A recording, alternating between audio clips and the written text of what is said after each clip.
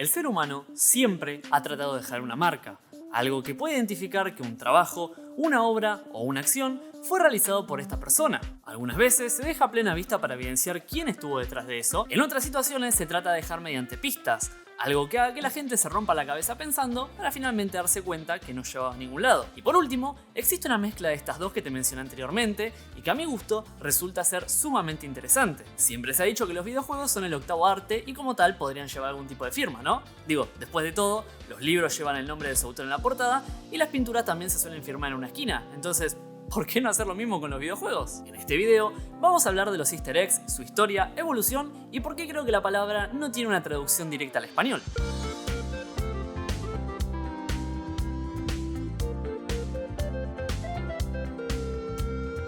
Te quiero hacer una pregunta, dos de hecho. Suponete que viene una empresa y te paga para que le programes un juego. ¿Hasta ahí estamos? Bueno.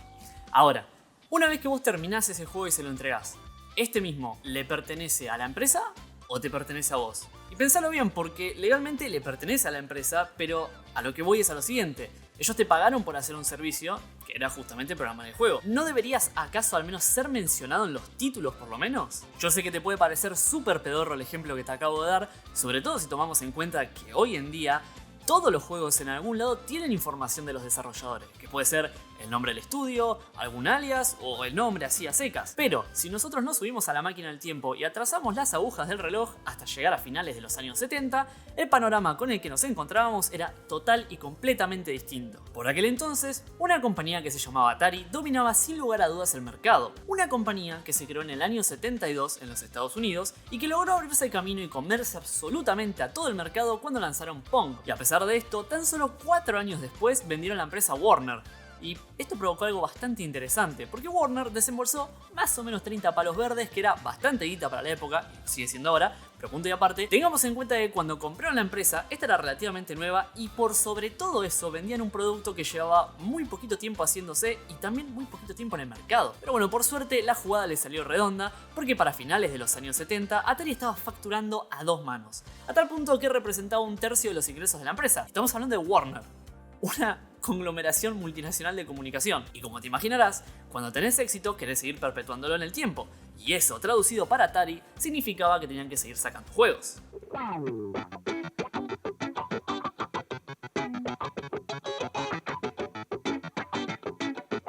Para ponerte un poquito nada más en contexto de qué tan polenta era Atari en ese momento, partamos de la base de que la competencia que tenían era prácticamente nula. Y encima, como los había comprado un gigante de la industria, recibían constantemente una inyección de guita. O sea, ni siquiera la sustancia X era tan perfecta. A tal punto que directamente contrataban a los desarrolladores para que le programaran los juegos. Y esto que te puede parecer una minucia, en aquel entonces significaba poder. Hoy por hoy, vos mismo podés hacer un juego y subirlo a Steam sin depender de nadie. O incluso también podés programar para una empresa que después portee el juego a otros sistemas. Pero esto en los 70 no existía. Siguiendo con la historia, en septiembre del año 77 se lanza al mercado la Atari 2600, pegando el salto a la segunda generación de consolas y consiguiendo unas ventas excelentes. Un poco más de un año después de su salida al mercado, lanzaron el que sería su 107º juego, o 107 para los amigos, al cual bautizaron Adventure. Un juego donde tomábamos el control de un cuadradito para encontrar un cáliz mágico y devolverlo al castillo dorado. Y este juego fue bastante importante para la época porque introdujo conceptos nuevos como por ejemplo zonas donde el juego abarcaba varias pantallas en vez de tener una sola como la mayoría de los rivales. Los enemigos podían perseguirte por dichas zonas y no había ningún tipo de temporizador, sistema de puntos ni nada que se le pueda parecer a un arcade. Y por sobre todo eso, si llegabas a morir te quedabas con tus cosas hasta que reiniciaras manualmente el juego. Como podrás suponer, esto fue toda una hazaña técnica para los años 70. Y quien hizo esta obra de arte fue Warren Robinet, quien estuvo un año entero diseñando y codeando el juego. Pero además de todo eso, tuvo que superar varias limitaciones técnicas de la consola y por sobre todo, manteniendo una pésima relación con la administración de Atari. El tema está en que cuando el juego fue publicado no le dieron ningún tipo de reconocimiento a Warren, ni siquiera se imprimió su nombre en la caja del mismo. Entonces, no se le ocurrió mejor idea que irse hasta la habitación más recóndita del castillo, atrás de varios enemigos y en una zona que era realmente complicada de entrar, pero que cuando podías poner un pie en esta habitación te topabas con un cartel enorme y luminoso que decía creado por Warren Robinet. Y de hecho se vendieron 200.000 copias del juego hasta que alguien se dio cuenta de esto. ¿Y quién se pudo dar cuenta de esto? Un pibe de 15 años, oriundo de Salt Lake City, el cual envió una carta a Atari explicándole lo que había encontrado y cómo hizo para entrar en esta habitación. Capaz que estás pensando que Warren estaba preocupado, pero la realidad dista mucho de eso, porque ¿qué iban a hacerle? ¿Sacarle las regalías, la autoría? Básicamente no le habían dado nada de eso. Pero al contrario de lo que él creía, este pequeño acto de rebeldía fue bien recibido por Steve Wright, quien por aquel entonces era el jefe de desarrollo de videojuegos. Y él mismo dijo más o menos algo así como: está recopado esto de tener algunas sorpresas ocultas en los videojuegos, porque es como despertarse en Pascuas y salir a buscar huevos ocultos. Más adelante en este mismo video vamos a ver la etimología de la palabra, porque me parece un punto realmente interesante. Pero por lo pronto, esta fue la historia del primer easter egg en un videojuego. Todo muy lindo, muy creíble, muy conmovedor, pero es falso. Adventure no fue el primer juego en tener un easter egg.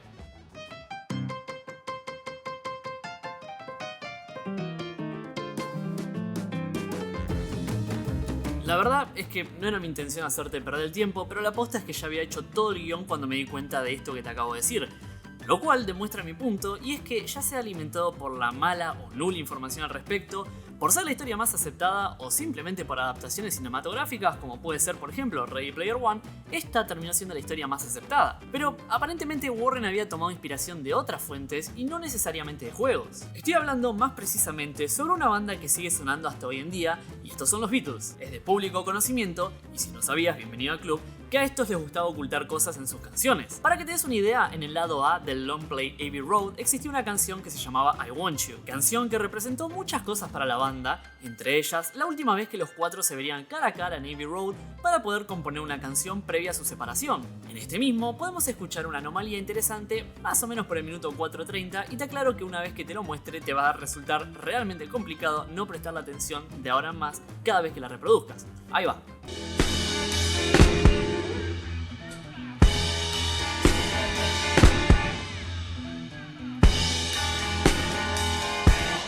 En el fondo se puede escuchar un grito que no sale en la letra original de la canción, y como te imaginarás hubo muchísima repercusión al respecto, que si la calidad de los vinilos era mala y que por eso se escuchaba eso, que si en realidad era un fantasma, que podía ser un mensaje subliminal, o simplemente que John saturó la grabación y el operador le pegó un grito desde el fondo. Sea cual sea la respuesta, lo importante es que si un grito de menos de un segundo puede inspirar a una persona a generar algo interesante en su obra, que así sea. Y la verdad es que con esto no te estoy incitando a que vayas a escuchar si el osito gominola realmente tenía mensajes subliminales o no. No seas ridículo, si tenía. Pero bueno, entonces, ¿quién carajo fue el que puso el primer easter egg en un juego? Hola maestro, no te calentes, a eso vamos.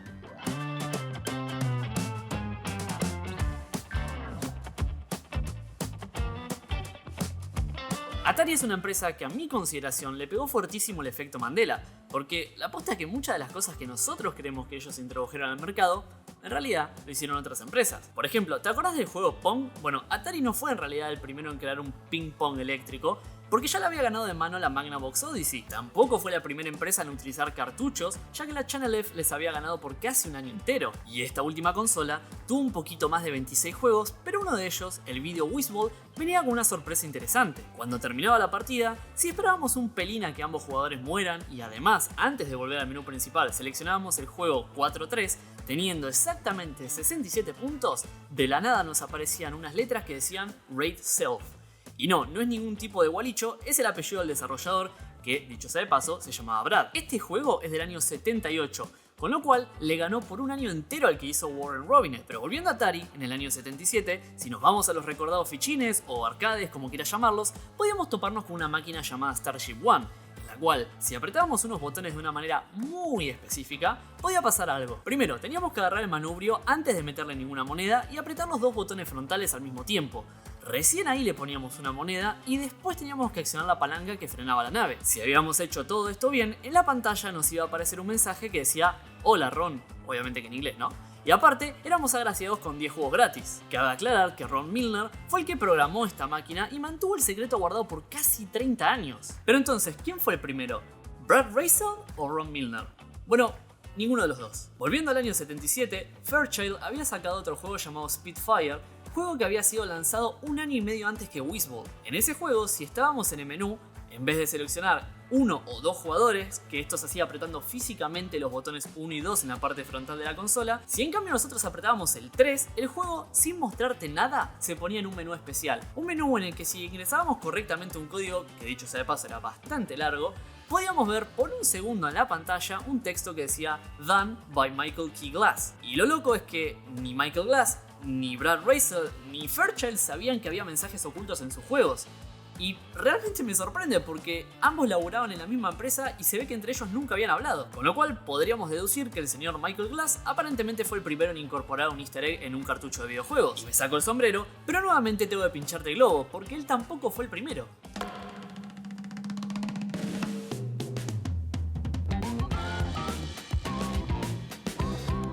Y te pido que esperes antes de bajar a putearme en los comentarios y ponerme dislikes porque la realidad es que tengo una buena excusa para haber hecho el guión de esta manera. Resulta que si seguimos retrocediendo en el tiempo hasta llegar al año 72, nos vamos a topar con la empresa Digital Equipment Corporation, o DEC para los amigos, que presentó la GT40. Esta era una terminal de gráficos vectoriales que venía acompañado por un lápiz de luz. El único tema es que necesitaban algún tipo de programa llamativo que pudiera demostrar las capacidades técnicas del equipo, con lo cual levantaron el teléfono y le pegaron un tubazo a Jack Burns, que era un ex empleado de ellos, para que pudiera resolver este problema. Y cabe resaltar que en aquel entonces todo lo que estaba relacionado con lo aeroespacial era muy buscado por la gente, desde cabinas de autos que se asemejaban a una, de ahí el término, pasando por relojes, computadoras y todo lo que se te pueda ocurrir. Pero lo importante está que entre el año 69 y el 72, el programa Apolo aterrizó sobre la superficie lunar 6 veces. Y de hecho Jack asistió al último lanzamiento, que fue unos meses antes de diseñar este juego, con lo cual solamente le tomó 10 días programarlo y al final nos entregó Moonlander, un juego con una premisa realmente simple: aterrizar la nave en la superficie lunar utilizando el lapicito que venía con la computadora. Pero por más simple que parezca, hacía todo lo que le habían pedido. Y aunque parecía fácil de jugar, realmente era todo un tema. No solamente por los controles, que eran un poco toscos, sino que aparte había varias cosas que tenías que controlar, como por ejemplo la velocidad, la distancia, la altura, los propulsores, etc. Y además, cuando pensabas que la tenías súper clara, te dabas cuenta que estabas a punto de aterrizar y el mapa de la nada cambiaba, dándote como una especie de zoom, pero a su vez también alterando parámetros como por ejemplo la velocidad, lo cual hacía muy propenso a que te termines estrolando contra el piso. Esta incorporación de dos mapas fue la primera en un videojuego, y no solo eso, también si te ibas hacia los lados te dabas cuenta de que el mapa cambiaba, con lo cual no solamente había dos, sino que había múltiples. Tampoco incorporaba un contador o un sistema de puntos, ni siquiera vidas limitadas, con lo cual se alejaba drásticamente de los fichines. Y aparte, si morías, todo quedaba tal cual hasta que reiniciaras el juego, con lo cual podías volver al lugar donde habías chocado y ver tu nave estrolada contra el piso para recordarte lo malo que eras jugando. Y yo te pregunto, ¿esto no te hace acordar un poco a Adventure, un juego que salió 8 años después? Pero volviendo a Moonlander, si lograbas aterrizar bien, podías ver una personita saliendo de la nave, y eso quiere decir que estabas viendo el primer sprite con forma de humano. Pero aparte, estabas viendo la primera cinemática de la historia. Así que si vos pensabas que Adventure estaba adelantado a su época, esto estaba adelantado a Adventure. Bueno, pero entonces, ¿dónde está el easter egg? Ahí vamos. Resulta que si ya le habías agarrado la mano al juego, lo más normal era que quisieras explorar el mapa a ver hasta dónde podías llegar. Grande iba a ser la sorpresa que te ibas a llevar cuando entre todo ese paisaje podías visualizar dos extraños arcos posicionados de una manera muy particular. Y si lograbas aterrizar al lado de estos, vas a ver al guachín bajarse de la nave, entrar al lugar y pedir 2 hamburguesas con queso y una Big Mac. Y es más, de hecho, si aterrizabas mal, podías ver una animación donde destruías el restaurante y el juego te tiraba un mensaje diciendo: bueno, acabas de destruir el único McDonald's que hay en la luna, pedazo de soquete. Y me da gracia pensar que todos los demás estaban tratando de ocultar su nombre, y este flaco en 10 días nada más te crea el juego y aparte le clava un McDonald's.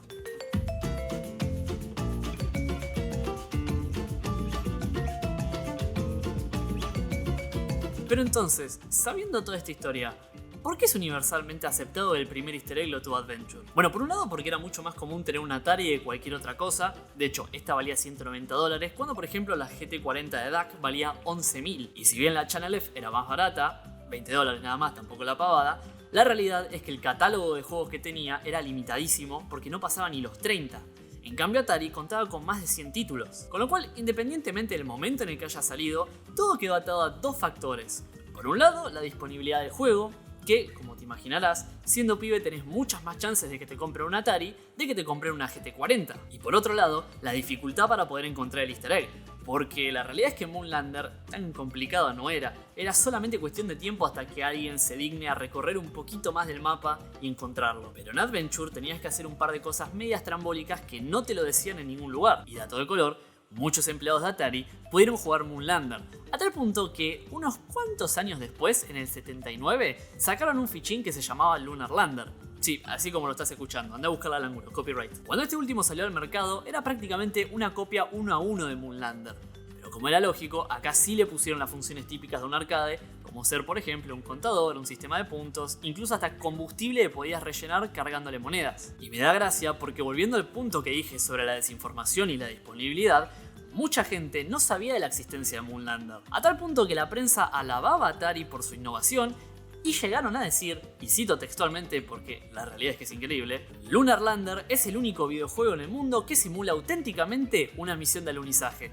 Yo no sé ustedes, pero para mí me parece una barbaridad. Bueno, entonces, ¿qué juego tuvo el primer easter egg? Moonlander, sin lugar a dudas, al menos hasta que se descubra algún otro juego más viejo del que no sepamos. Y si bien hay patentes de juegos que se remontan más de medio siglo atrás, la veo bastante complicada que puedan encontrar uno, pero ¿quién te dice? Ten en cuenta que algunos de estos easter eggs fueron descubiertos 10, 20 y hasta 30 años después, como fue el caso del Starship 1 que te conté más arriba.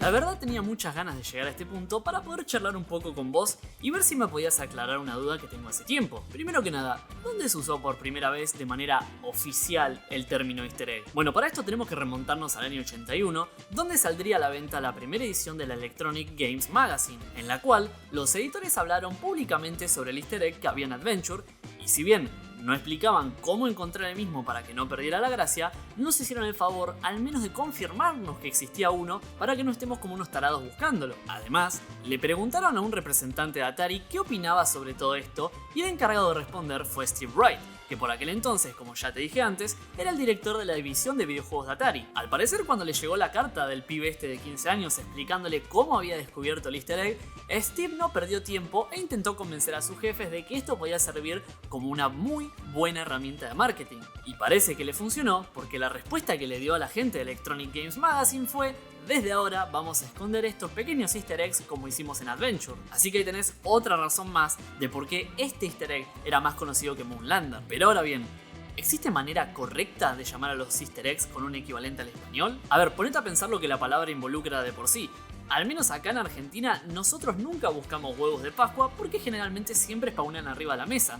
Entonces como que mucho sentido no tiene. Podríamos llamarlos coleccionables, pero tampoco, porque la realidad es que yo entiendo al menos que hacen alusión a ciertos objetos que podemos encontrar en juegos que están puestos con el fin de ser encontrados. Un claro ejemplo de estos son los Mr. Raccoon, unos juguetitos que podíamos encontrarnos en los Resident Evil 2 Remake, y la idea era romperlos a todos para poder desbloquear un logro. Así que tampoco les podríamos decir coleccionables. Ya para esta altura me estaba arrancando los pelos, así que directamente agarré y le pregunté a un par de amigos que son gamers hace más de 20 años a ver cómo me podían iluminar. Uno de ellos me dijo que podía llamar a los easter eggs como guiños o referencias, lo cual no está del todo mal, pero creo que no termina de englobar el concepto como tal. Yo, por ejemplo, un guiño o una referencia considero que puede ser lo siguiente. En agosto del año 2015, Yoichi Hirabayashi anunció que haría un remake del Resident Evil 2. Y sí, no me voy a cansar de usar esta franquicia como ejemplo, ni tampoco de pronunciar mal los nombres japoneses. Sigo. En ese anuncio usó una remera que tenía la frase "We do it", en referencia a que iban a hacer el remake de este juego. Casi 4 años después salió a la venta, y en la comisaría podíamos encontrarnos con una estatua de un policía que tenía una placa con inscripciones, donde, si prestábamos mucha atención, podíamos leer la frase "We do it", haciendo literalmente un guiño a lo que había dicho este señor japonés unos años antes. Otro amigo me dijo que podía usar el término "contenido oculto", que si bien se acerca bastante, el tema está en que tampoco creo que sean las palabras indicadas. Por ejemplo, en Resident Evil 4, si salíamos de los límites del mapa, podíamos encontrarnos con objetos que eran perfectamente recolectables. El tema está en que, bueno, solamente podíamos acceder ahí si usábamos algún mod o algún glitch. Es decir, que fueron colocados ahí por los desarrolladores por algún motivo, muy probablemente porque se olvidaron de sacarlos o era complicado, pero el punto está en que el contenido está oculto porque no podemos acceder a ellos sin tener que romper el juego. Otro amigo me dijo que lo más acertado sería llamarlo como tesoros ocultos. Y quiero decir, ponete a pensar lo siguiente: desde hace tiempos inmemorables que nuestra curiosidad es un motor increíble para poder buscar cosas, ya sean huesos de animales extintos, tumbas antiguas o barcos hundidos, siempre estamos tras un tesoro. Pero nuevamente, no siento que esto sea una mezcla homogénea porque deja fuera ciertas cosas. Por ejemplo, en Resident Evil 3, cuando recorremos la ciudad podemos encontrarnos esparcida por la misma documentos, fotos, diarios y demás que si no prestamos atención podemos llegar a pasarnos de largo. Pero, ¿realmente podemos considerar un pedazo de papel como un tesoro? Salvo que sea un cheque en blanco, a mí me parece que no. Y por último, tengo otro amigo que es lingüista y me dijo, ¿vos para qué le querés explicar a un gamer qué es un easter egg? Con lo cual, mi respuesta natural fue, bueno, ¿y cómo se lo explico a mi tía Marta? Y él, muy coherentemente me responde, a tu tía Marta simplemente le explicás lo que es. No hace falta traducírselo porque aún así puede ser que no te entienda. La realidad es que existen ciertas palabras que por más que intenten ser traducidas al español, no hay manera de que éstas contemplen el mismo significado que en su lengua nativa, con lo cual es totalmente innecesario. Y agrego lo siguiente, es lo mismo pensar en Halloween, el Día de los Muertos o el Waspugnash, que son tres celebraciones conceptuales muy similares, pero que llevadas a la práctica y analizadas en profundidad son totalmente diferentes. Y me termino rematando todo con: nuestra visión de Pascuas es diferente a la estadounidense, por lo que si bien el concepto de easter egg para nosotros no tiene mucho sentido, es, a fin de cuentas, el único que es correcto. ¿Por qué? Porque es el que guarda estrecha relación con el lugar donde fue acuñado el término. Por ende, luego de recibir todas estas respuestas y reflexionar al respecto, puedo decirte que no hay una traducción correcta. Yo le voy a seguir diciendo easter eggs, pero vos deciré como quieras. De hecho, quiero leer tu opinión en los comentarios porque se me hace muy interesante este tipo de palabras que no tienen una traducción textual a nuestra lengua.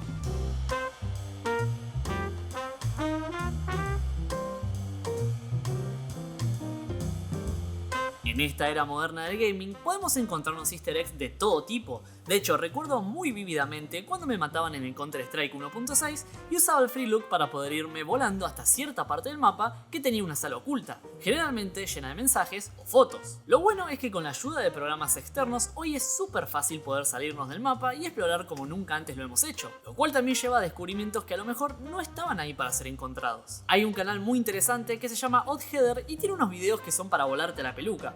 También hay otro que se llama Sleepy Slides que se dedica íntegramente a explorar las regiones externas de los mapas. Gracias al incremento exponencial que hubo en el gaming, las comunidades aparejadas a este comenzaron a aparecer cada vez más este tipo de cosas ocultas, a veces a propósito y otras esperando para ser encontradas. Lo que pasa es que antes la credibilidad siempre era muy baja porque en un principio esto se transmitía de boca en boca y luego con la llegada del internet y los primeros foros, por primera vez podíamos comunicarnos con una persona que incluso estaba en otro país y le podíamos contar lo que habíamos visto. Además, con el advenimiento de programas que nos permitían grabar la pantalla o capturar la salida de nuestras consolas, y sobre todo plataformas donde podíamos subirlo como ser YouTube por ejemplo, se hacía cada vez más y más fácil poder transmitir este conocimiento. Incluso al día de la fecha vos mismo podés revisar estos easter eggs desde la comodidad de tu casa. A ver, podés buscarlos en YouTube, sí, pero también podés bajarte un emulador, digamos, del Atari 2600, la ROM del Adventure y poder explorar de primera mano este easter egg. Así que ahora más, no te sorprendas cuando descubran easter eggs en juegos que ya son bastante viejos, como es el caso, por ejemplo, de Futurama, que descubrieron un easter egg después de 16 años. Y por último te tengo que pedir disculpas si te estuve dando vueltas por el guión, pero la verdad es que a mí me pasó exactamente lo mismo cuando estuve investigando para poder traer este contenido a tu pantalla. En fin, no quiero aburrirte mucho más, espero que haya quedado claro, yo me despido y nos estamos viendo en el próximo video.